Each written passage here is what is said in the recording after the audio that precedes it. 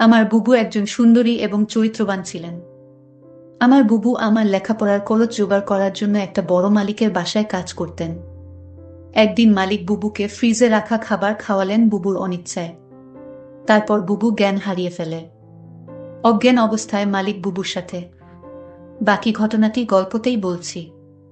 আমার বুবুর যখন বিয়ে হয়ে যায় আমি তখন ক্লাস 9-এ পড়ি।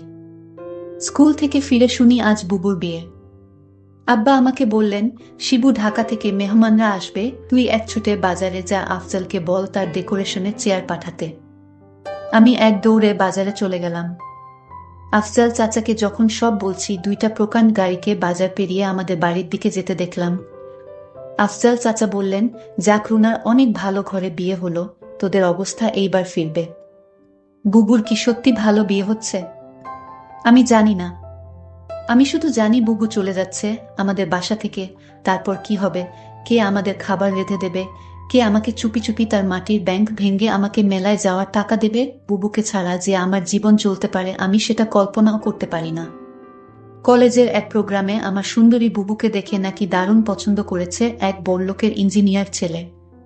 তার চাপে পড়েই তার পরিবার রাজি হয়েছে এই বিয়েতে। নইলে আমাদের মতো মধ্যবিত্ত ঘরে এত বড় আত্মীয় হওয়ার কথা না। সবাই বলাবলি করছে বুবুর কারণে এইবার আমাদের ভাগ্য ফিরবে। আমার জন্মের সময় আমার মা মারা যান, বুবুর বয়স তখন 8। আমার স্কুল শিক্ষক আব্বা আর বিয়ে করেননি, বুবুই মানুষ করেছে আমাকে। আমার জগত ঘিরে তাই আমার বুবু। বিয়ের আসরটা হয়ে গেল দায়সারা ভাবে। বিয়ে নাকি দুই পরিবারের বন্ধন, কিন্তু আমার সেটা মনে হলো না। পাত্রের বাবা সারাক্ষণ মুখ কালো করে রাখলেন। পাত্রের ছোট মামা আমাদের ঘর বাড়ি উঠান ঘুরে ঘুরে দেখলেন, মাঝে মাঝে নাক সিটকালেন, আমাকে ডেকে বললেন, তুমি কোনো ক্লাসে পড়ো? আমি কিছু বলার আগেই কেউ একজন বলল, শিবু পাইলট স্কুলে পড়ে, ফার্স্ট বয়, 5-এ বৃত্তি পেয়েছে, ক্লাস 9-এও পেয়েছে। আমার লজ্জা লাগলো, কিন্তু ছোট মামা শুধু একটু নাক সিটকালেন। সেদিন গাড়িতে ওঠার আগে বুবু যখন আমাকে জড়িয়ে ধরে নিঃশব্দে কাঁদছিল তখনও আমার কষ্ট লাগছিল। 3 দিন পর নতুন জামাইয়ের বউ নিয়ে নাই ওর আসা কথা। আব্বা পাড়া প্রতিবেশীদের নিয়ে রান্নাবান্নার আয়োজন করলেন। একটা গাড়ি ভাড়া করে নতুন জামাইকে আনতে পাঠালেন, গাড়ি ফেরত এলো। নতুন জামাই আসতে পারবে না, তার কোনো জরুরি কাজ পড়ে গেছে, পরে সময় করে আসবে। বুবু আসলো আরও মাস 3 পর। একটা সাদা রঙের গাড়ি থেকে বুবু নামল। আমি ছুটে গেলাম। আমি বুবুকে জড়িয়ে ধরতে গিয়েও থমকে গেলাম। গায়ে দামি ফিনফিনে শাড়ি, মুখে পার্লার থেকে করা করা মেকআপ, ব্ল্যাক করা বাঁকানো ভ্রু আর স্ট্রেট করা চুলে আমার বুবুকে কেন জানি হঠাৎ অচেনা লাগলো। আব্বা দৌড়ে এলেন, জামাই আসেনি? না আব্বা, সাইটের কাজে গেছে। বুবু আব্বাকে ধরে কিছুক্ষণ কাঁদল। আমি সারাদিন বুবুর আশেপাশে ঘুরঘুর করলাম, কিন্তু বুবুকে কেমন আনমনা দেখলাম। শুধু একবার আমাকে জিজ্ঞেস করলো, শিবু পড়াশোনা করছিস তো ঠিকমতো? রাতে আমার ঘুম এলো না, বড্ড অভিমান হলো। বুবু অনেক বদলে গেছে। এই অল্প দিনে এত বদলে যেতে পারে মানুষ? বুবু 3 দিন থাকলো, শেষের দিন দুলাভাই এলেন বুবুকে নিয়ে যেতে। দুলাভাই দেখলাম বেশ গম্ভীর। আমাকে ডেকে বললেন, কি রে শিবু, পড়াশোনা করিস ঠিক মতো, নাকি সারাদিন বাদরামি? আমি কিছু বললাম না। দুলাভাই আসার পর থেকেই বুবুর মুখটা কালো হয়েছিল, কারণও দেখলাম তার। আমাদের সামনেই কপাল কুঁচকে 2বার বুবুকে ধমক দিলেন দুলাভাই। বুবু চলে যাওয়ার পর সেই রাতে আব্বা আমার ঘরে এলেন, অপরাধীর গলায় বললেন, শিবু তুই তো অনেক বড় হয়ে গেছিস, বলতো তো আমি কি কোনো ভুল করলাম? আমি হয়তো সত্যি বড় হয়ে গেছি। মনের কথা চেপে বললাম, কেন সেটা বলছেন? বুবু অনেক ভালো আছে। কিন্তু আমি ঠিক জানি আমার বুবু ভালো নেই। বুবুর হাতে কালশিটে দাগ দেখেছি। আমার হাসি খুশি বুবু কেমন গুটিয়ে গেছে মাত্র 3 মাসে। এর ঠিক 1 বছরের মাথায় আব্বাজান মারা গেলেন। আমি একা হয়ে গেলাম। পাড়া প্রতিবেশীরা বুবু দুলাভাইকে চেপে ধরলেন আমাকে নিয়ে যাওয়ার জন্য। বুবু উৎকণ্ঠা নিয়ে দুলাভাইয়ের মুখের দিকে তাকাল।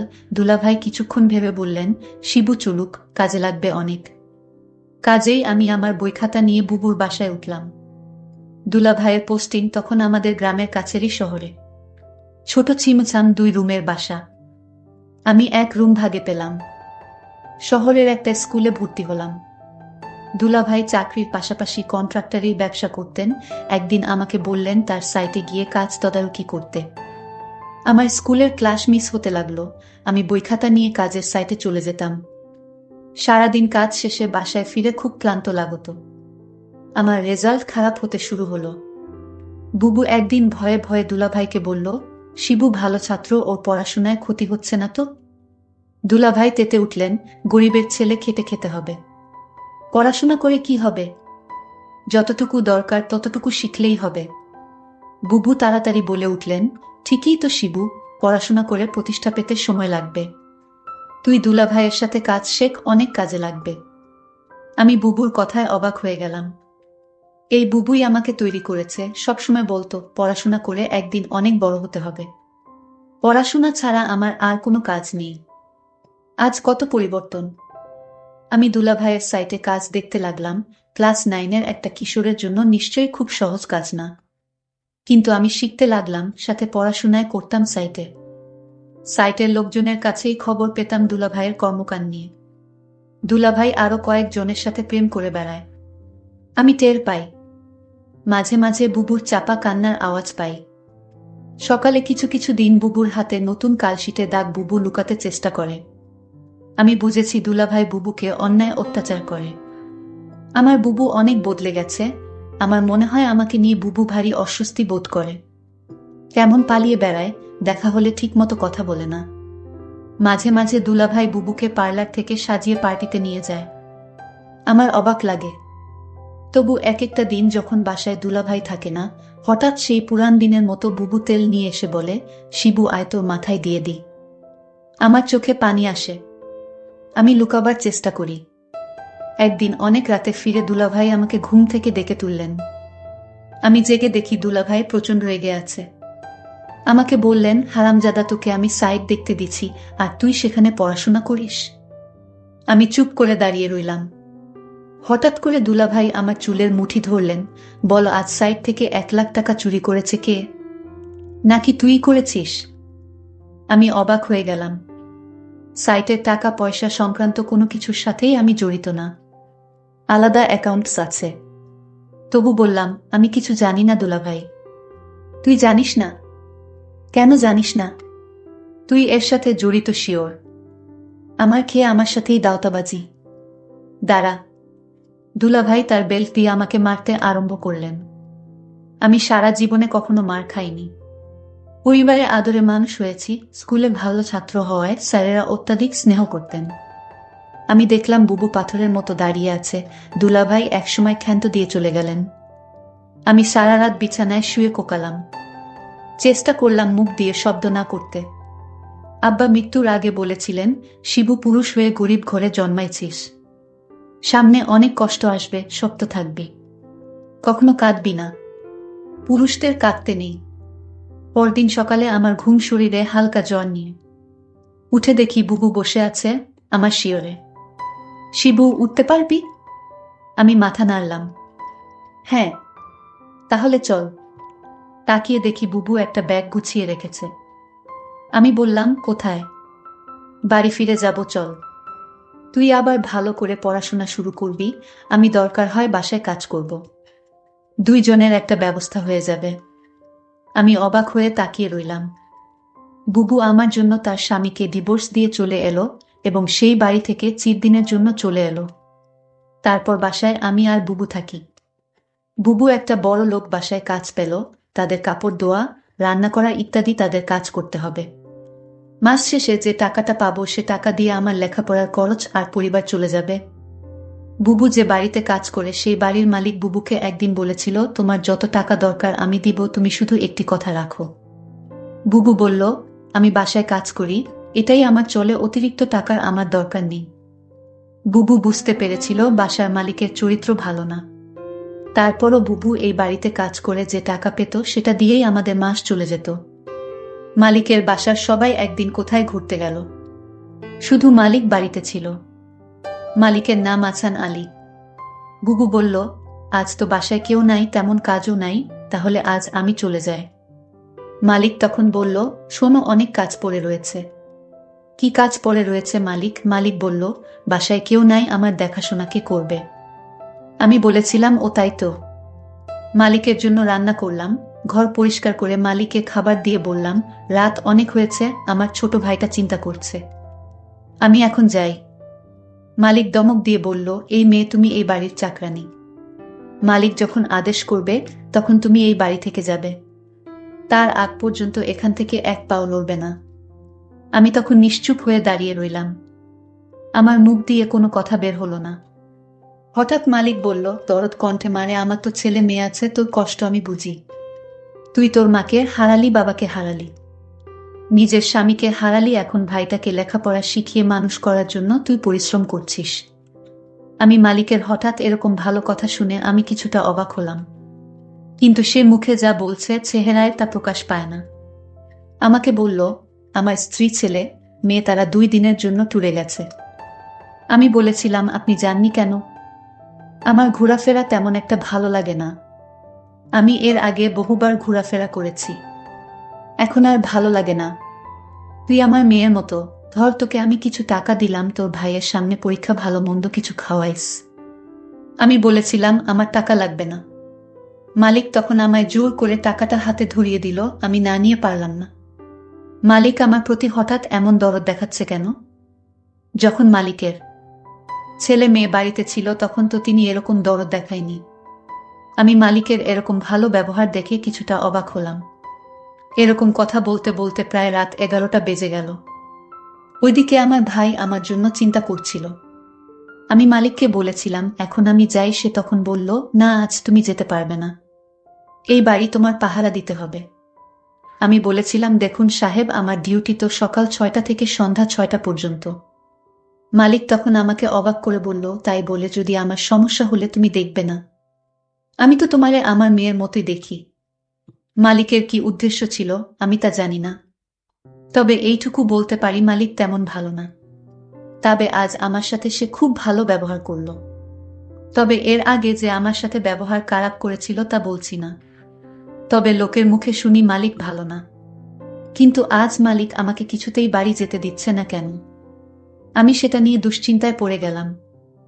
এর মধ্যে মালিক বলল, আজ আমি নিজ হাতে খাবার তৈরি করেছি। আমি বললাম, কেন নিজ হাতে আপনি খাবার তৈরি করলেন? খাবার তো আমি রান্না করেছি, তার মধ্যে আপনি আবার রান্না করলেন কেন? আরে না মা, সেই খাবার না, ফ্রিজে আমার স্ত্রী আমার জন্য কিছু ভালো খাবার আলাদা রাখতো, সেই খাবার নিয়ে আসলাম। আমি বললাম, ও আচ্ছা। তারপর আমায় বলল, নেমা, আমরা একসাথে আজ খাবার খাই, পেটে বড্ড খিদে পেয়েছে। আমি বললাম, আপনি খান, আমি বরং রান্না করা খাবার খাই। মালিক তখন আমার সাথে বায়না করে বলল, দেখো, তুমি যদি আজ আমার দেয়া খাবার না খাও তাহলে বুঝবো তুমি শুধু টাকাকে ভালোবাসো, এ বাড়ির মানুষদের ভালোবাসো না। আমি তার কথায় কিছুটা অবাক হলাম। মালিক বলল, ঠিক আছে, তুমি খাবারটা খেয়ে বাসায় চলে যাও, তোমাকে ছুটি দিয়ে দিব। আমি তখন খুশি হলাম। বাবার বয়সী একজন মানুষ আমাকে এত করে বলছে ফ্রিজে রাখা ভালো খাবার খেতে। যাই হোক, আমি শেষ পর্যন্ত হেরে গেলাম। আমি খাবারটা খেলাম, আর ফ্রিজে রাখা খাবারটা খাওয়ার জন্য রাজি হলাম তার একটাই কারণ, মালিক বলেছিল আমায় ছুটি দিয়ে দিবে খাবারটা খেলে। আর তাই আমি ফ্রিজে রাখা খাবার খেলাম। খাবারটা ভালোই লাগলো, দামি খাবারের আগে আমি এমন খাবার কখনো খাইনি। আমার খেয়ে ভালোই লাগলো। খাওয়া দাওয়া শেষ করতেই আমি বললাম, মালিক, এবার যাই। এই কথা বলতেই আমি চোখে কিছুটা ঝাপসা দেখতে পেলাম। আমার চোখ অন্ধকার হয়ে আসতে লাগলো। আমি বেহুশ হয়ে মাথা ঘুরে পড়ে গেলাম। তারপর কি হয়েছিল তা আমি বলতে পারবো না। আমার পরের দিন দুপুরে জ্ঞান ফিরে। আমি জেগে দেখি আমি হাসপাতালে কেবিনে শুয়ে আছি। আমার ছোট ভাইটা বলল, বুবু, তোমার কি হয়েছিল? আমি আমার ছোট ভাইকে জিজ্ঞেস করলাম, আমি এখানে কিভাবে এলাম? ছোট ভাই আমাকে বলল, বুবু, আমি তোমার জন্য অপেক্ষা করতে করতে কখন ঘুমিয়ে পড়লাম। আমি বলতে পারলাম না, কিন্তু আমার সকাল সকাল ঘুম ভাঙার পর আমি তোমার রুমে গিয়ে দেখি তুমি বাসায় ফিরোনি। আমি তখন দৌড়ে তুমি যে বাড়িতে কাজ করো সেই বাড়িতে গেলাম। গিয়ে দেখি তুমি মালিকের ঘরে অজ্ঞান অবস্থায় শুয়ে আছো। তারপর মালিককে আমি জিজ্ঞেস করলাম, আমার বুবুর কি হয়েছে? সে বলল, ঘুমিয়ে আছে, কি আর হবে। তবে তোমার বুবুর মনে হয় প্রেশার কম হয়ে গেছে, তাই ক্লান্ত হয়ে শুয়ে আছে। আমি বলি কি, তোমার বুবুকে হাসপাতালে নিয়ে একটা সেলাইন দাও, তাহলেই সব ঠিক হয়ে যাবে। টাকা যা লাগে আমি দিয়ে দিচ্ছি। তখন মালিক আমাকে 5,000 টাকা দিয়ে বলল, যাও তোমার বুবুকে হাসপাতালে নিয়ে যাও। আমি তোমাকে হাসপাতাল নিয়ে আসার পর ডাক্তাররা বলল পরীক্ষা করতে হবে।